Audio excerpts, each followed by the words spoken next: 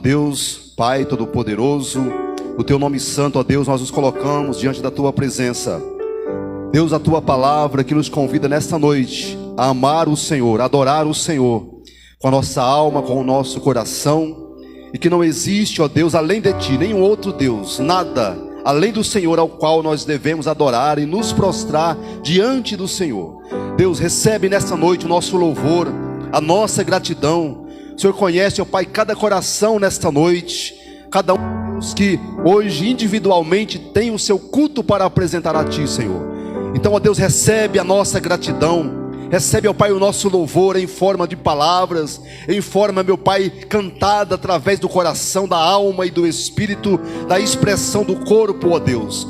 Pai eterno, no nome do Teu Filho, nós queremos agora a Tua igreja, que se coloca diante do Senhor nesta noite, para exaltar o nome do Deus Todo-Poderoso, o Santo de Israel, o Criador de todas as coisas, o Deus ao qual é único de ser adorado em todas as nações. E hoje aqui nós nos reunimos, meu Pai, para exaltar, para magnificar o nome do Senhor, que é grandioso. Pai eterno, entregamos em Tuas mãos o nosso país, a nossa nação, Senhor.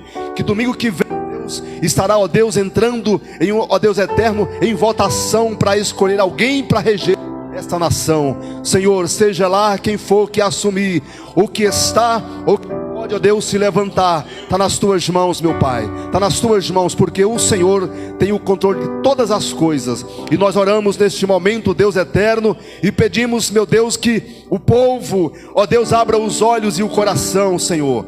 Mas nós clamamos o nome de Jesus. A nossa pátria, a nossa nação está em Tuas mãos, ó Deus. Pai eterno, que nessa noite os louvores sejam para Te engrandecer, e a palavra que vai ser ministrada seja para nós sermos alimentados, para sermos, ó Deus, revestidos da Tua graça e da unção do Senhor nesta noite.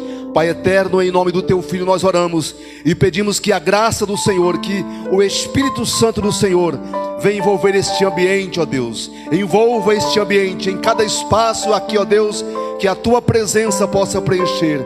Que cada criança, adolescente, jovem, adulto receba do Senhor aquilo que Tens preparado para a Tua igreja nesta noite. Nós oramos e Te exaltamos em nome de Jesus.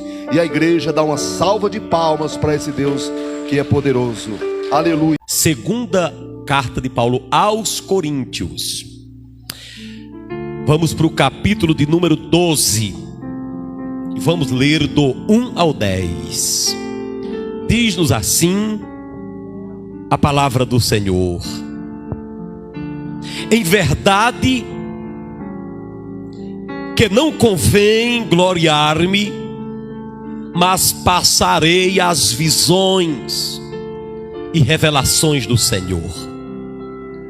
Conheço um homem em Cristo que há 14 anos, se no corpo não sei, se fora do corpo não sei, Deus sabe, foi arrebatado até ao terceiro céu. E sei que o tal homem, se no corpo, se fora do corpo, não sei, Deus é quem sabe, foi arrebatado ao paraíso e ouviu palavras inefáveis de que ao homem não é lícito falar.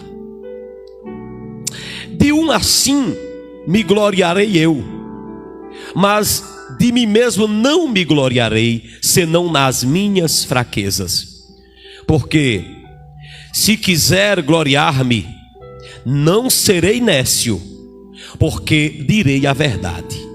Mas deixo isto, para que ninguém cuide de mim mais do que em mim vê ou de mim ouve.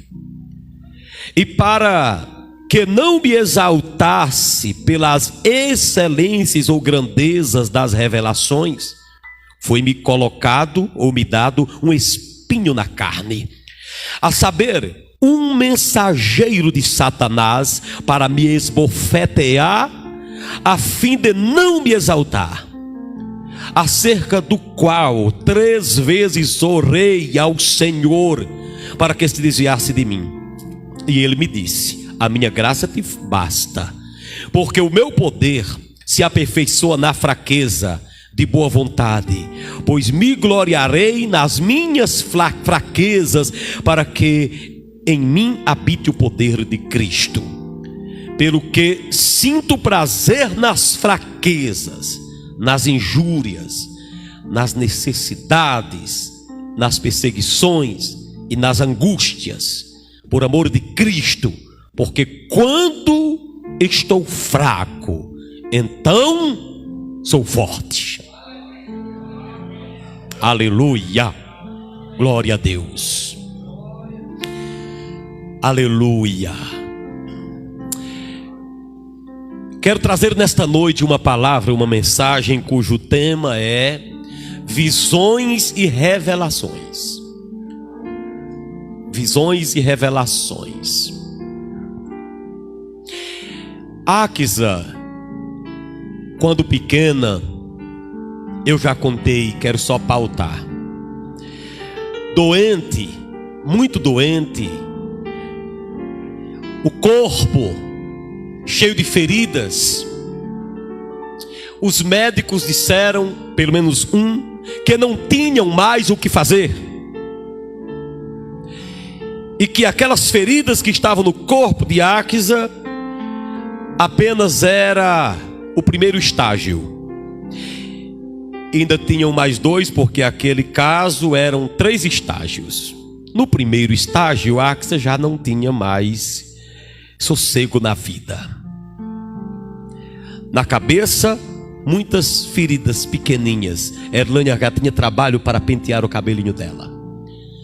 E nas curvas do corpo, e aquelas feridas aumentavam.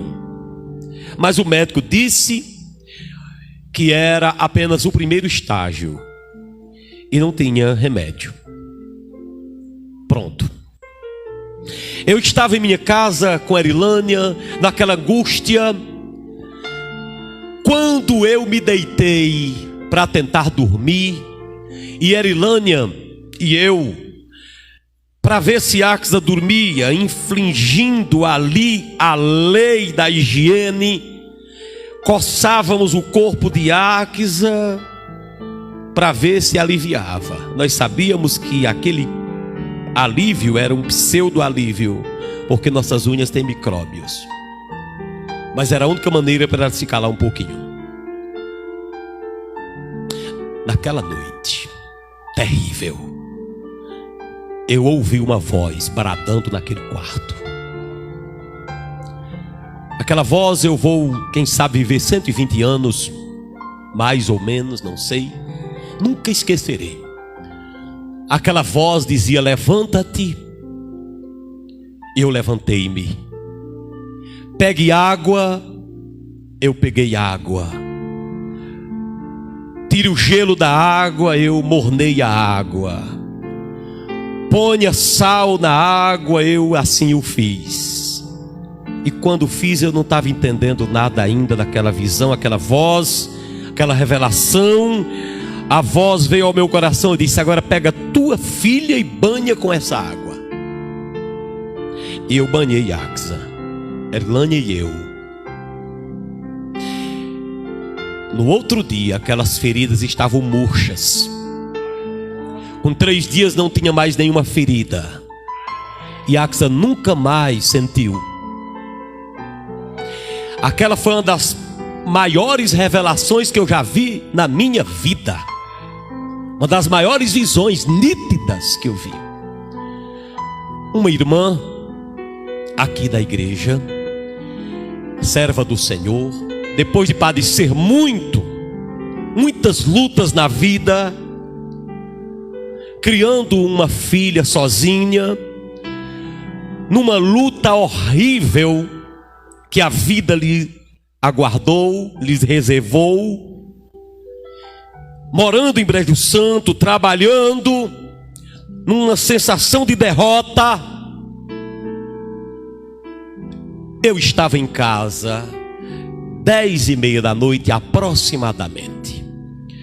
Aquela voz bradou no meu coração e disse: vá na casa dela e diga que eu mandei dizer que em pouco tempo eu irei visitá-la irei enviar um varão para cuidar dela e de sua filha. Saí Erlânia e eu, lembra? Nosso carro era vermelho e nós fomos lá. Quando cheguei lá, aquela irmã, 10h30 da noite, estava sentada no meio fio que passava de frente à sua casa. E ela se assustou porque disse assim: ué, e o que foi que eu fiz? Nós entramos lá, o Espírito disse: manda ela se ajoelhar. Ela se ajoelhou e eu disse: assim diz o Senhor, em pouco tempo o Senhor te visitará e enviará alguém para cuidar de ti e da tua filha. Em menos de um mês, o varão apareceu. E a irmã ligou para mim e disse: e aí, apareceu uma pessoa aqui e me falou a casamento, o que é que eu faço? Eu disse: aceite, que é de Deus, Deus já mostrou. E Deus deu aquele casamento, e até hoje essa família é linda e abençoada. Se quiser saber depois quem é, me procure no pessoal que eu digo. Deus é Deus de revelação. Deus é Deus que mostra.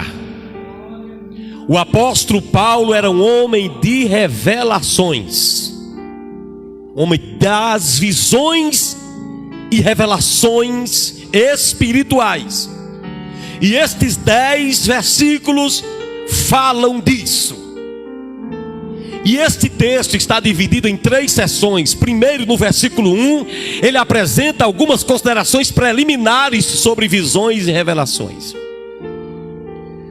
Depois, do versículo 2 até o versículo 6, ele vai nos mostrar a grandeza ou as grandezas dessas revelações.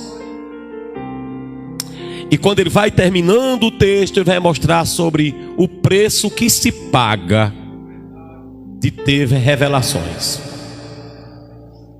Preço. Então vamos primeiro para as considerações preliminares.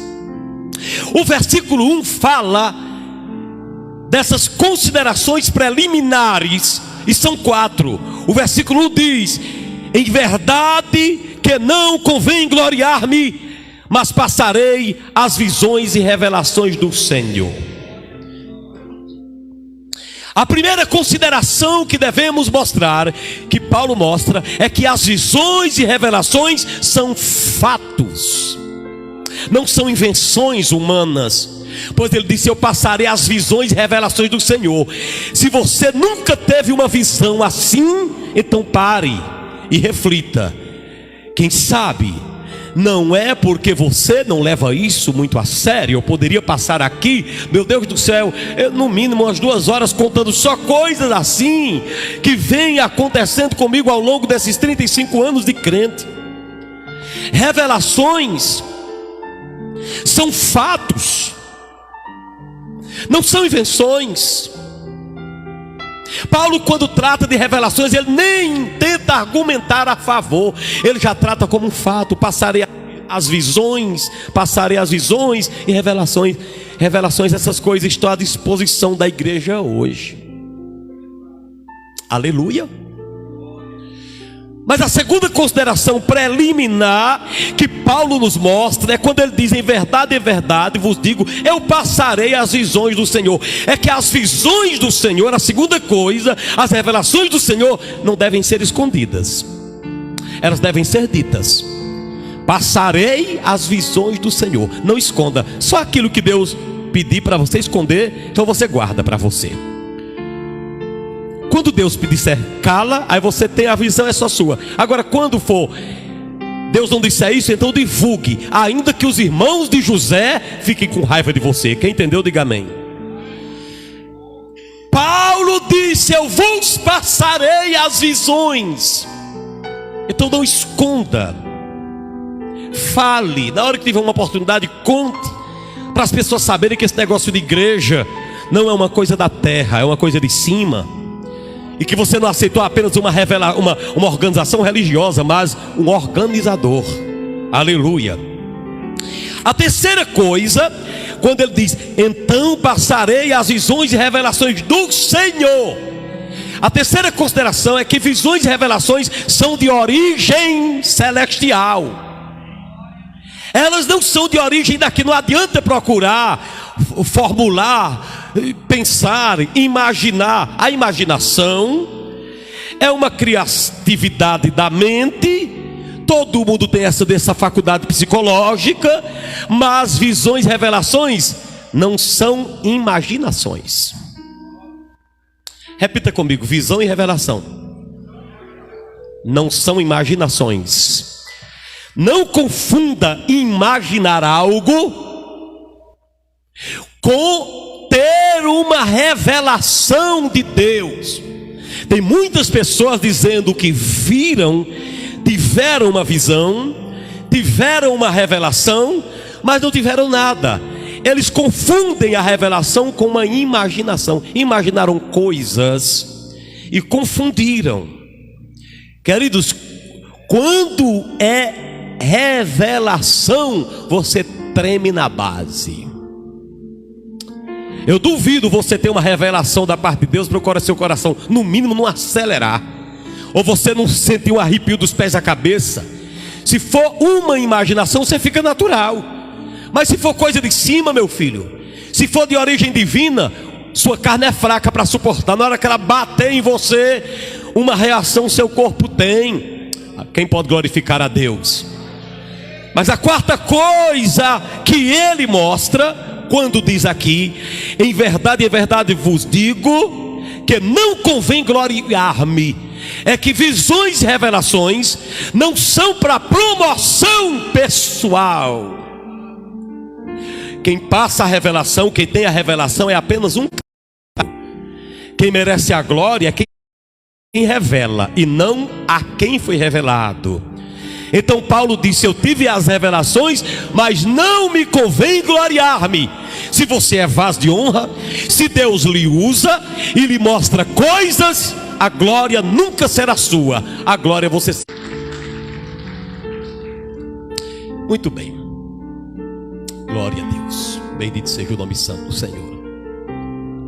Agora nós iremos mostrar sobre as grandezas da revelação. Deixa eu falar só para a questão de pauta. No ano de 2015 ou 2015,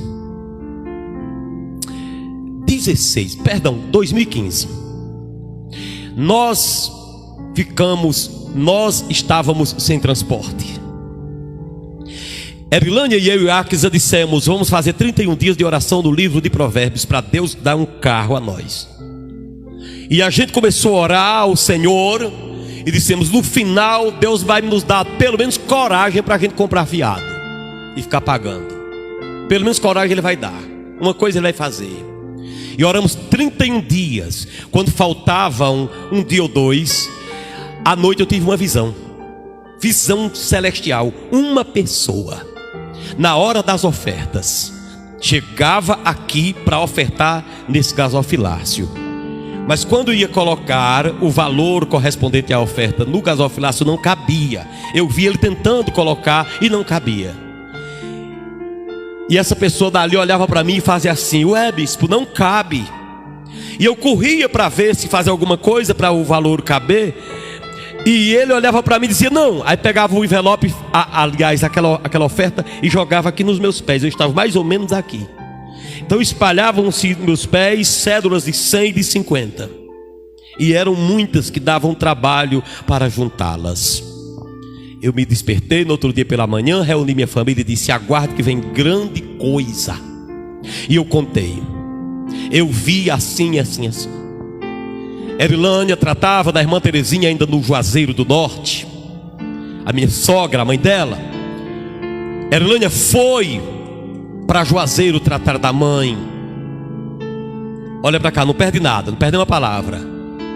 E quando a Erilânia chegou, saiu de casa 8h30 para 9 da manhã, eu recebi uma ligação. E quando eu recebi a ligação: senhor Bispo Amaro, precisamos falar com o senhor. Eu não estava em casa. Quando eu cheguei, esse pessoal já estava em casa. E uma daquelas pessoas, o rosto era o mesmo que eu vi aqui. E aquelas pessoas me passaram um valor que, quando eu olhei aquela autorização, era o dinheiro de um carro. Literalmente eles falaram: viemos aqui lhe presentear com um automóvel. Eu disse e comprei o automóvel sem a Erlânia saber. Quando a Erlânia chegou aqui, eu disse: Erlânia, vamos dar uma volta. Eu arrumei ali um automóvel, ainda tem uns plásticozinhos lá, e rodei com esse automóvel. E ela dizendo: meu filho, a quem você tomou emprestado? Olha, nós não temos nenhum nosso. Nós andando nesse carro aqui, tão novinho. Então, para que você está fazendo isso? Se você está gostando desse carro, eu disse: olha, não vai nem pensar em comprar nada fiado agora, viu? Quem está me ouvindo? Eu disse: não, o que você está achando desse carro? Eu disse: não vai inventar de comprar carro agora. Quando nós íamos ali, eu disse: Erlânia, lembra que Deus revelou? O mesmo rosto que eu vi foi o mesmo rosto que apareceu na nossa casa hoje pela manhã. Já compramos, já pagamos, e o documento já vai entrar em nosso nome essa semana. Porque Deus é Deus de revelação. Olhe, quem está com a palavra de Deus aí nas mãos, diga: eu amo a palavra de Deus. Então segure, meu filho, porque revelações são fatos, não é para lhe promover. Revelações são coisas de cima, são de ordens divinas, e eu estou dizendo aqui porque está escrito que devem ser divulgadas. Podem aplaudir ao Senhor Jesus de Nazaré. Agora prestem muita atenção a uma coisa que eu vou falar para os irmãos. A segunda coisa, a segunda cláusula deste texto que eu li, nos mostra que as revelações são grandes. Eu quero mostrar aqui a grandeza das revelações, e vocês irão ler comigo a partir do versículo número 2, que diz assim: conheço um homem em Cristo, que há 14 anos, se no corpo não sei, se fora do corpo também não sei, Deus é que sabe, foi arrebatado até o terceiro céu. E sei que o tal homem, se no corpo ou fora do corpo, não sei, Deus o sabe, foi arrebatado até o paraíso, e ouviu as palavras inefáveis de que ao homem não é lícito falar. De um assim me gloriarei eu, mas de mim mesmo não me gloriarei, senão nas minhas fraquezas. Porque se eu quiser gloriar-me, não serei nécio, porque direi a verdade. Mas deixo isto para que ninguém cuide de mim mais do que em mim vê ou de mim ouve. Preste atenção. Esse texto, essa parte desse texto fala das grandezas das revelações. Primeiro, as revelações de Deus nos asseguram de que existe um céu, que o céu é uma realidade. Em segundo lugar, as revelações de Deus são grandes porque mostram a fragilidade humana. Então vamos para a primeira coisa nesse pensamento das grandezas das revelações. Primeiro, o céu é real. Quem tem revelações de cima nunca esquece, nunca vai esquecer de que o céu é uma realidade. Porque quando Paulo tem essa revelação, ele diz que foi ao terceiro céu, ao paraíso, e ouviu coisas lá que ao homem não é lícito referir. E eu fico pensando o que foi que Paulo viu, o que foi que Paulo ouviu. Porque João, ele tem revelações extraordinárias no Apocalipse, e ele escreve essas revelações e o que Deus falou.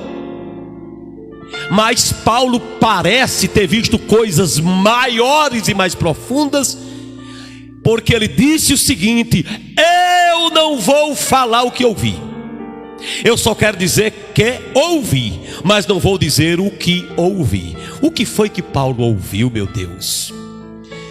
O que foi que Paulo ouviu que Daniel ouviu e viu e registrou? Ezequiel viu e ouviu e registrou. Todos esses são escritores apocalípticos da Bíblia. João viu e ouviu e registrou. Mas Paulo disse: eu ouvi coisas que não é certo dizer aos homens. Por quê? A Bíblia não explica. Ele viu coisas grandiosas, mas ele faz clara a menção: eu escutei isso no céu, no terceiro céu. Então nós temos que ter certeza que o céu é uma realidade. O céu é um lugar real. Tão certo como nós estamos aqui, Deus está no céu, os anjos estão nos céus, no céu, e quem morre em Cristo também está lá. Paulo disse: tenho o desejo de partir e estar com Cristo, porque me é incomparavelmente melhor, mostrando que a teologia do sono da alma é uma injúria contra as Escrituras, que não existe sono da alma, existe sono do corpo. Quem dorme é o corpo e não a alma. A alma não dorme, o espírito volta a Deus que o deu. Então Paulo, quando tem essa visão, ele termina dizendo, ele conclui: existe um céu porque eu fui lá, existe um paraíso porque eu fui lá. Permissão mais uma vez da igreja para relembrar-lhes algo, e será novidade para outros. Eu já vi o céu uma vez. Eu já vi o céu uma vez. Eu digo uma vez, uma noite, mas naquela noite eu vi o céu 2 vezes. Eu tinha 35 anos por aí. Eu estava angustiado, porque Deus tinha permitido o papai morrer subitamente, e aquilo me marcou profundamente. E eu entrei numa situação de nervo horrível, em que só ficou funcionando na minha vida direitinho os meus pensamentos, mas não em ordem lógica muitas vezes. Aquilo foi a pior coisa que eu já vi na minha vida. Você entrar num estado de nervo e não poder digitar nada com as mãos, digitar nada. Mas minha mente era marcada pela dor da saudade de um amigo, e minha vida estava perdendo o sentido, a alegria, porque eu jamais imaginava que eu ia ficar sem meu pai daquele jeito, de uma hora para outra. Depois de um bom tempo, eu caí naquele estado horrível, não tinha mais coragem para nada.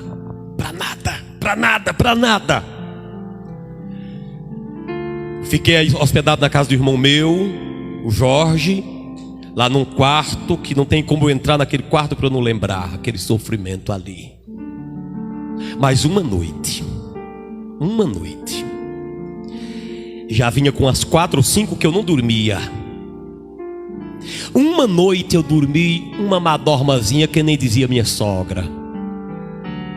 Foi o suficiente para eu ser levado do corpo e eu chegar num lugar desconhecido, e alguém ir na minha frente e bater na porta de um quarto e chamar o nome do meu pai: Mauro. E ele gritava lá dentro e dizia: oi, olhe, espere, que vai vir alguém especial para ficar com você. Caramba, desculpem o termo, é que eu fico muito eufórico quando lembro, que eu vejo a cena nítida. Quando na minha visão eu vi quando a porta se abria e alguém saía correndo naquele corredor, e eu tinha certeza que era ele que corria ao encontro de alguém. Quando eu tornei, eu disse: sou eu que vou. Eu sei que eu vou morrer. Sei que eu vou morrer. E eu vou me encontrar com o meu pai. E eu comecei a ficar naquela alegria de vê-lo, mas eu via Erilânia, Axa e Azaf Eu já tinha 13 anos trabalhando para a obra, sem construir nada para mim. Nada, absolutamente. Até a casa que eu morava ainda era da igreja. Naquela hora que eu tinha certeza que era eu me ajoelhei e disse: Senhor, Deus de Ezequias, eu sei que tu me levarás, eu sei que eu vou morrer, que o que eu estou sentindo é a angústia da morte. Só que eu queria te dizer uma coisa, me ouça. O céu é maravilha, mas como me sentiria eu chegar do céu? Aí, mesmo na minha alegria, se eu recordasse da minha família que ficou na terra sem nada, nenhuma casa para morar, outra pessoa vai cuidar da igreja, outros pastores virão e Deus tu abençoarás, mas minha família, Senhor, eu não sei quem vai cuidar. Então me dê uma chance, não me leve agora, me deixe estruturar minha família, me deixe cuidar da tua obra, se for de tua vontade. Aí quando tudo estiver estruturado, a seu tempo, depois de eu pregar o que devo pregar e ganhar muitas almas, aí o Senhor me recolhe. Quando eu disse isso, amém, do mesmo jeito, vá em meu pensamento. Caí, saí desse mundo, entrei no mesmo corredor. A mesma pessoa passou na frente de mim e bateu na porta e disse: Mauro, ele não vem não. E eu fiquei bom. Pode glorificar a Deus com as palmas. Eu fiquei bom. Naquele momento em diante eu comecei a me recuperar. Quantos podem dar glória a Deus? O céu eu vi. O Xatagadarabaxá. O céu é real. O céu existe. E quem tem visão e revelação aprende que o céu existe. Cadê os pentecostais para dar glória a Jesus agora? O céu é real. Então quem tem visões e revelações de Deus tem certeza que a sua morada não é aqui, mas a nossa pátria está nos céus, de onde aguardamos Jesus Cristo, o Filho de Deus. Mas quem tem revelação de Deus, a revelação é tão grande que faz o homem se sentir na sua fragilidade.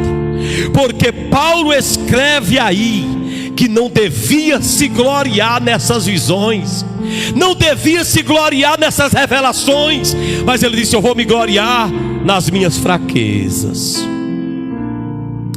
Não se gloriar porque é fraco, mas se gloriar pela força que a revelação traz ao fraco. Quando você tem revelações, você passa a dizer: ó, como eu sou fraco, eu sou frágil. Sabe por quê? Eu já disse, teve uma revelação, seu corpo treme. Você percebe o quanto você é frágil. Não tem isso, meu filho. É muito forte para você receber. Alguns irmãos que têm revelações de Deus já me disseram que chegaram a ser jogados na parede, contra a parede, em cima do sofá. É algo muito forte. Paulo disse: não tenho do que me gloriar, porque tenho revelações. Se eu me gloriar, eu me gloriarei nas minhas fraquezas. Se eu tivesse que me gloriar, não seria nécio nem doido. Ele disse: porque falaria a verdade. Mas eu deixo isso assim para vocês entenderem que ninguém olha a mim de maneira maior do que eu sou. Paulo queria dizer o seguinte: ninguém olhe para mim me considerando maior do que eu sou.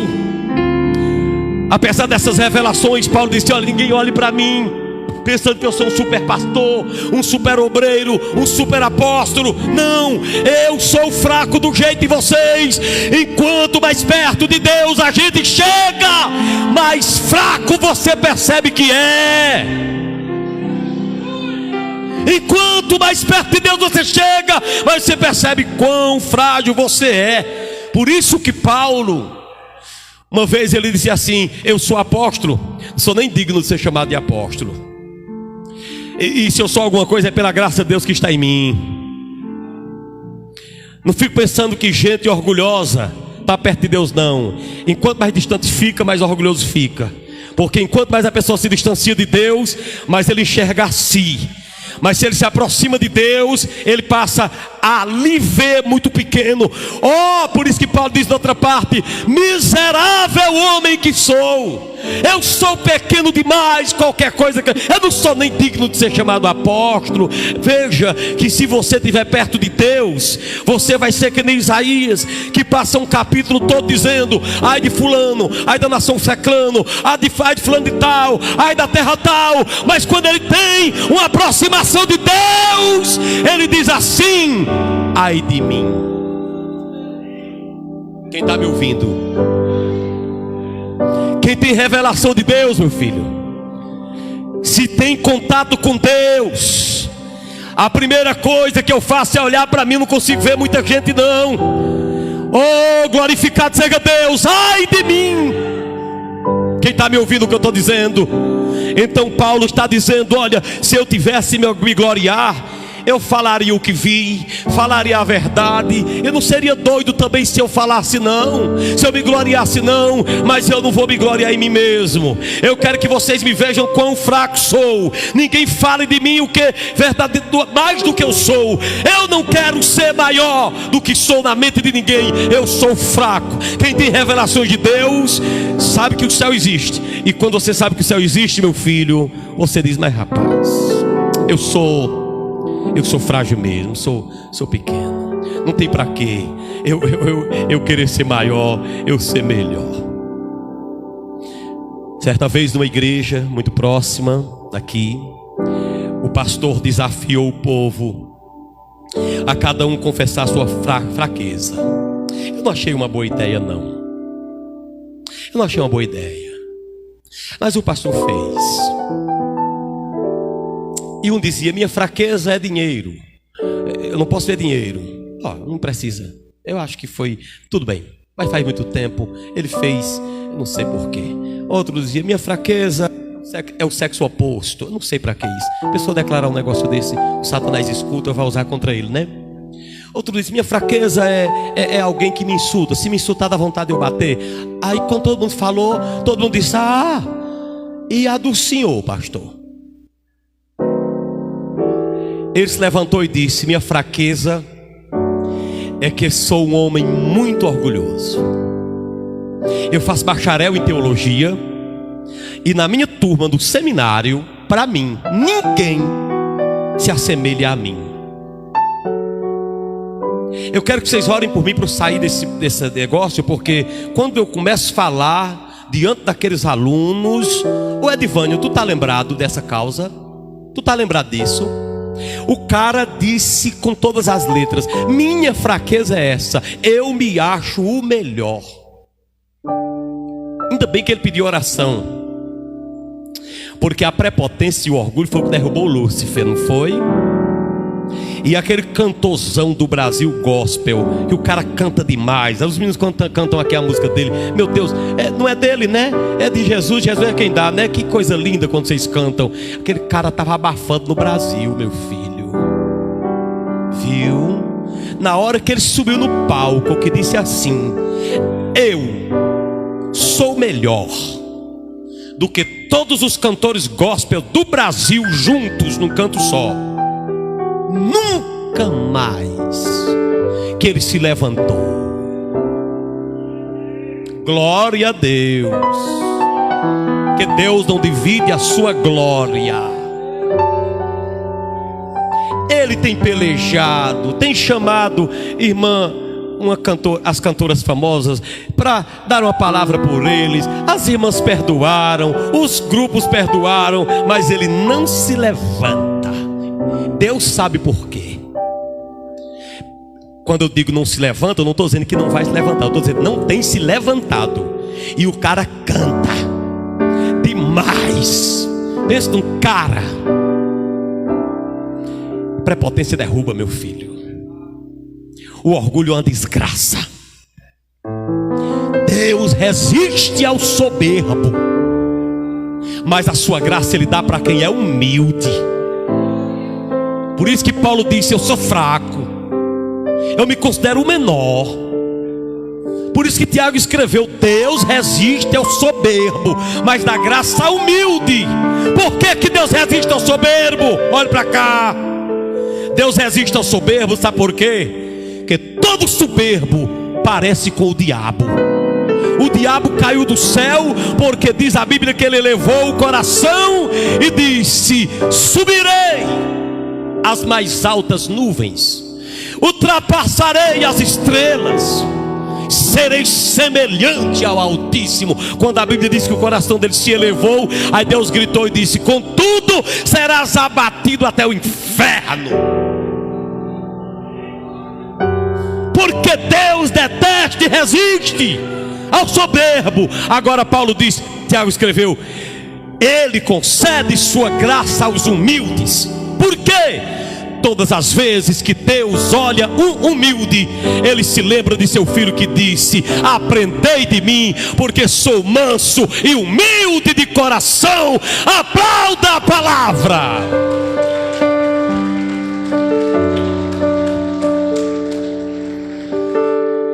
Eu vou perguntar uma coisa à igreja aqui, vou preparar para o final da mensagem. Vou perguntar uma coisa à igreja: vocês querem ser agentes das revelações de Deus na terra? Você quer que Deus lhe use em revelação? Vou dizer a última coisa: se você quer, se prepare para uma coisa. Tem um preço. Tem um preço. Desculpem. Olha o que ele diz do preço a pagar para quem quer ter esse tipo de revelações e visões. Versículo 7 diz assim: ora, para que eu não me exaltasse pelas grandezas das revelações, foi-me dado um espinho na carne, a saber, o mensageiro de Satanás, para me esbofetear, a fim de não me exaltar. Em primeiro lugar, quem quer ter revelações grandes, se prepare para encontrar espinhos.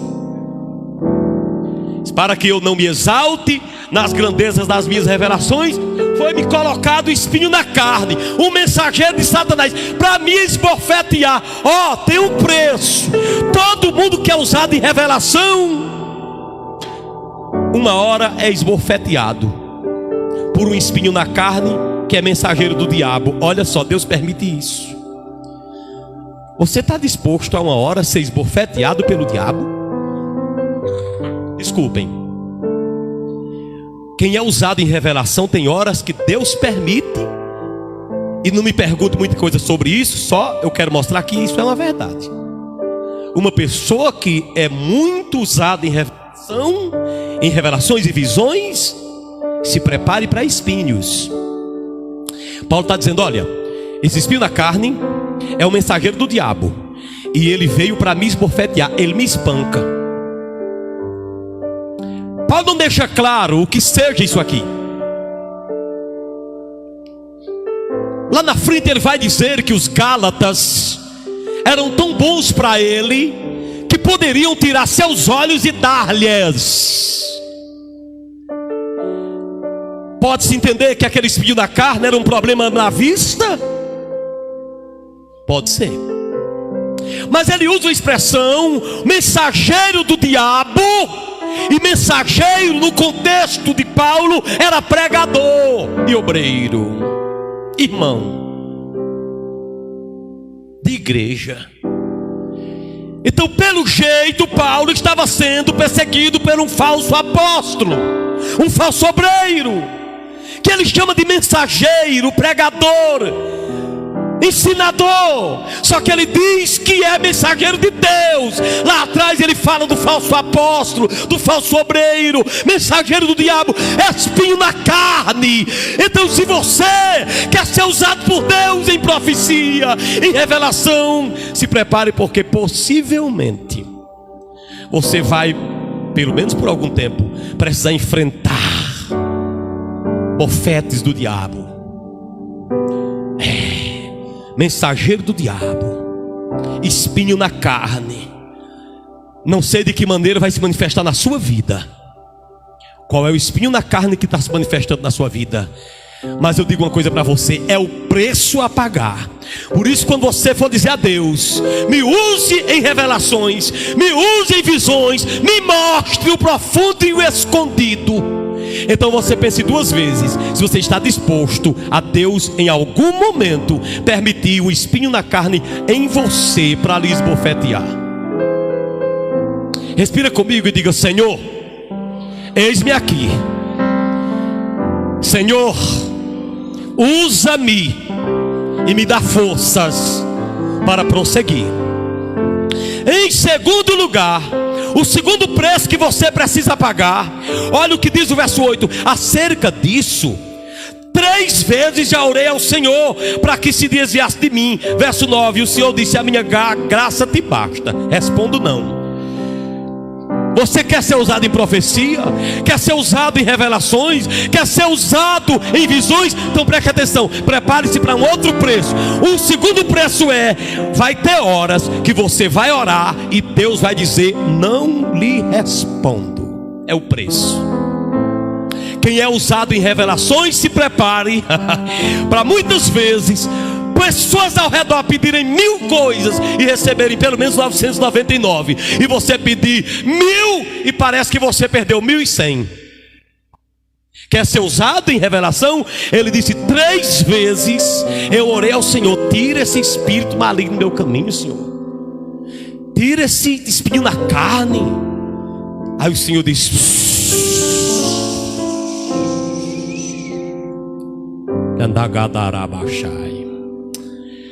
Senhor, é a 3ª vez que eu te oro.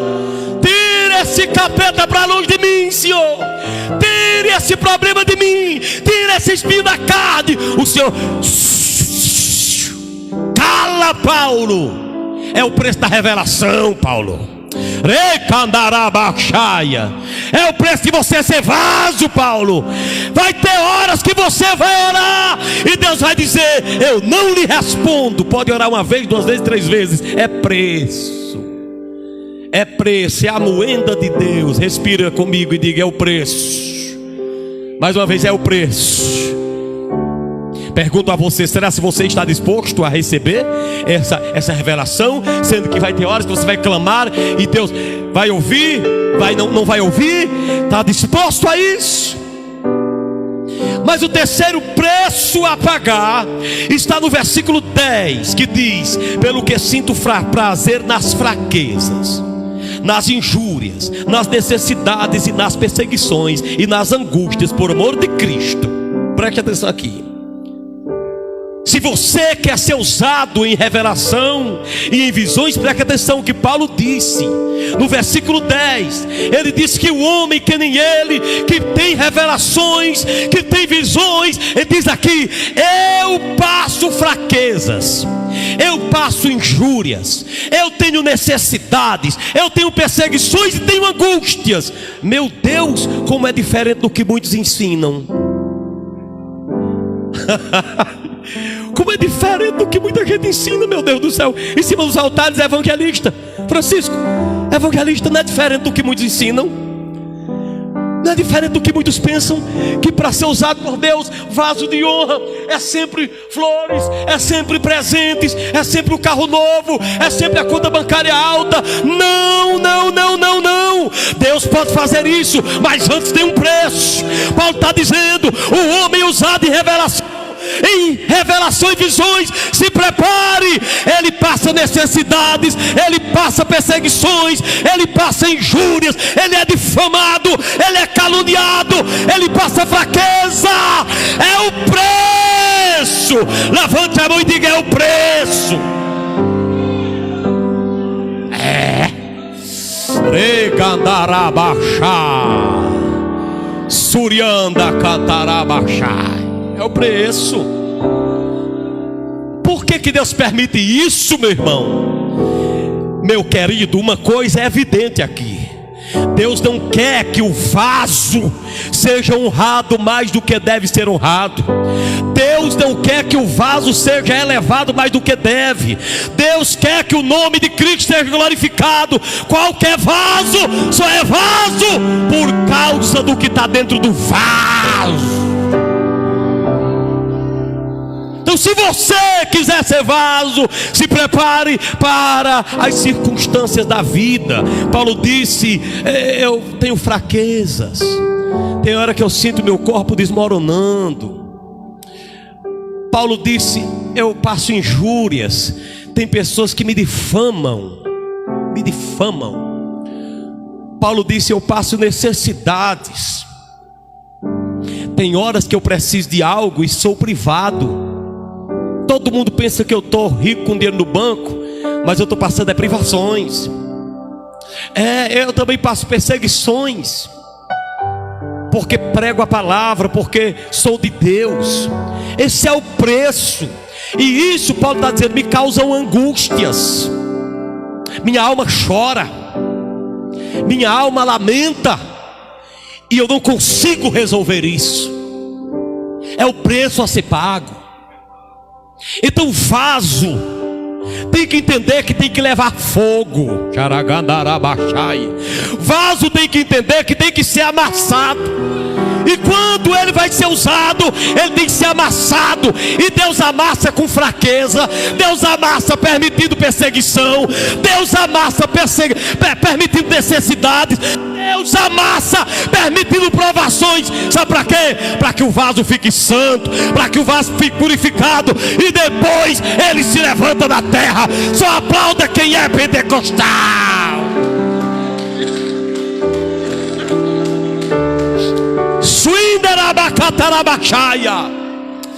Mas ele dá aqui uma ordem final para nós. Ei, recanto e mandabaxaia. Eu quero perguntar a você, antes de eu falar uma última coisa. Você às vezes tem dito: Senhor, eu quero ser usado em revelações. Tem dito isso? Vai continuar dizendo. Em nenhum momento Deus diz, Paulo diz que enfrenta o problema do desamparo, do abandono de Deus. Ele só diz aqui que Deus vai nos moldar, por sermos vasos de revelações, nos moldar pelo menos com essas 5 coisas. Ele diz, em primeiro lugar, fraqueza. Repete, fraqueza, injúrias, necessidades, perseguições e angústia. Tu sabes o que é angústia, não sabes? É um aperto dentro, a tal ponto de às vezes você dizer: se continuar eu morro, se continuar desse jeito eu me acabo. Paulo termina o texto nos dando uma prova de que isso, o preço que você paga por ser homem e vaso de revelação, não vai matar nada. Diga: não me mata. Diga: o preço é alto, mas não me mata. Ele termina o texto dizendo: porque quando sou fraco, sou forte. Quando sou fraco, quando sou carente, quando sou pisoteado, nesse momento o poder de Deus se aperfeiçoa em mim. O poder de Deus se aperfeiçoa em mim, se aperfeiçoa na sua fraqueza. Deixa eu dizer para você que está aqui nesta noite, vaso, essa fraqueza é fraqueza humana, mas o poder faz essa fraqueza ir para o lado, e a operação de Deus acontece na sua vida. Quem pode glorificar ao Deus vivo e verdadeiro? Deus desta noite está fazendo o fraco ser forte aqui.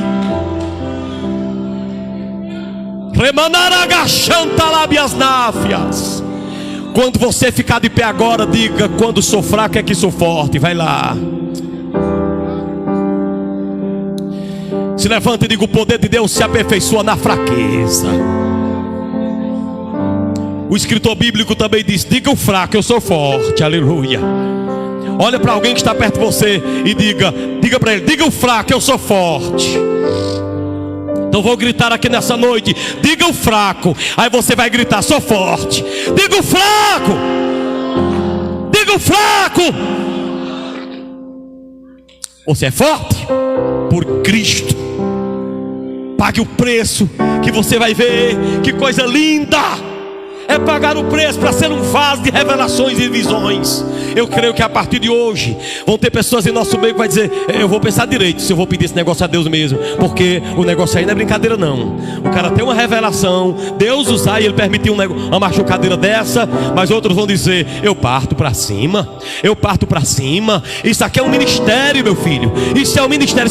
Quando você vê alguém usar, meu Deus do céu, pois Deus usa como quer usar mesmo. Agora, meu filho, todo homem e mulher usada e usado, pode ter certeza, é machucado. É machucado. Tem hora que sobe em cima do altar que só Deus sabe como é que ele sobe. Se é vaso de Deus, meu filho, ó, machucado. Mas tem uma coisa: enquanto mais é machucado, mais é usado. Vou dizer de novo, aleluia. Enquanto mais fogo, mais ele é usado. Quem glorifica a Deus na terra, enquanto mais fogo, mais se torna usado. Eu profetizo isso na tua vida, meu querido. Louvado seja o nome santo do Senhor. Eu vou orar pela tua vida.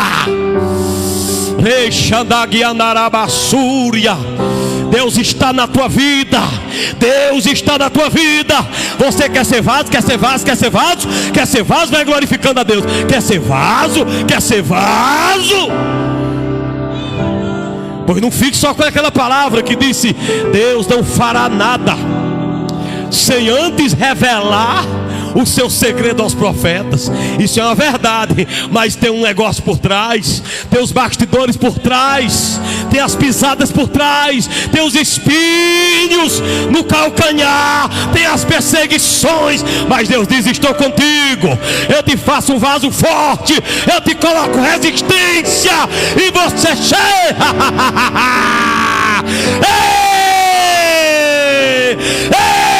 Eita glória, eu te faço resistente.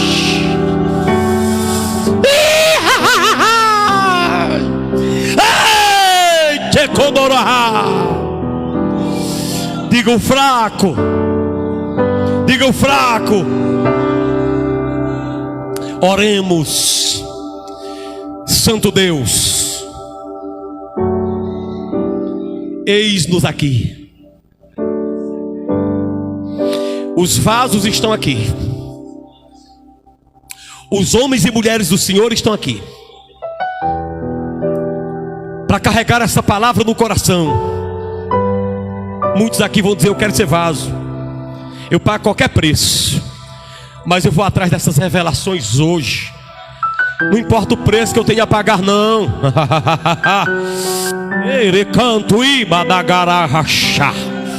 Não importa o preço que eu tenha a pagar. Eu vou resistir. Eu vou querer ser vaso de honra. Aragachaia Sumene conturi pataragias na flachá. Cantalabias na flassúria, cantalabaxéria, suriandará, clatarabachá. Deus de poder, Deus de graça, muito obrigado pela tua palavra. Tu és grande, tu és glorioso, tua palavra é a verdade. Senhor, eis-me aqui, me faça cada dia mais vaso de honra, vaso de revelações, apesar dos preços a pagar, mas o Senhor está conosco para levar o barco conosco, remar o barco conosco. Senhor meu Deus, levanta na tua casa profetas, levanta na tua casa homens e mulheres usados e usadas pelo teu poder, pela tua graça. Ó Senhor, purifica os vasos, purifica os vasos, purifica os vasos, purifica os vasos. Eu sei que essa perseguição que o teu filho está passando é para a purificação dele, é para a purificação do caráter dele, é para a purificação de sua fé. Senhor, toca nele, toca nela, toca nele, toca nela.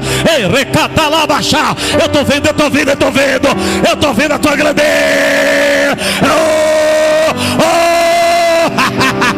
No meio da igreja, recatará, baixar. Papai querido, libera a tua unção, libera a tua unção, libera a tua unção, a unção dos vasos, a unção da revelação, a unção da visão. Sheikatu bineha.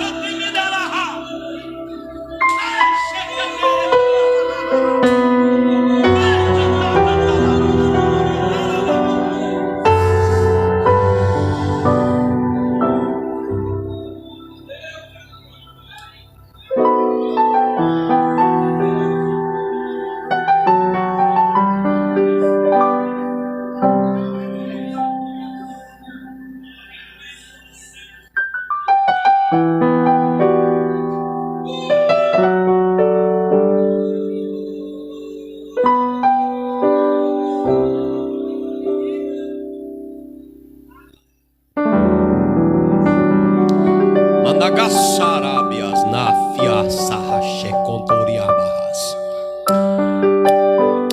Managassarabias. Aí tu, serva minha, recantumine raflas. Havia pensado que aquela fraqueza, recandalabias na, que estava no teu corpo, era por pecado, recanturimandara, ou por outra coisa qualquer, recandalas. Eis que te digo, tenho te usado, tu tens pago o preço para eu te usar, mas essa fraqueza se transforma em força.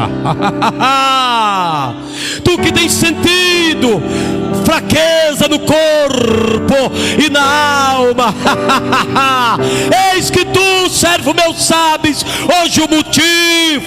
Tenho te usado e tem um preço, mas te tomo pela mão direita hoje e te fortaleço, te dou alento na tua alma. Tire a música, tire a música. Revela-nos, Senhor Jesus, meu Salvador, as maravilhas mil do teu divino amor, e com veraz louvor, fervente gratidão, elevo a ti, Jesus, Senhor, o nosso coração. Jesus, meu Rei, Mestre, Senhor, o teu amor revela a mim. E quando eu aqui viver, até eu ver da vida o fim, revela-nos, Senhor Jesus, meu Salvador, as maravilhas mil do teu divino amor, e com veraz louvor, fervente gratidão, elevo a ti, Jesus, Senhor, o nosso coração. Se tu, minha alma, a Deus suplicas e não recebes, confiando fica em suas promessas, que são muito ricas e infalíveis para te valer. Porque te abates, ó minha alma, e te comoves, perdendo a calma. Não tenhas medo, em Deus espera, porque bem cedo Jesus virá. Revela-nos, Senhor Jesus, meu Salvador, as maravilhas mil do teu divino amor, e com veraz louvor, fervente gratidão, elevo a ti, Jesus, Senhor, o nosso coração.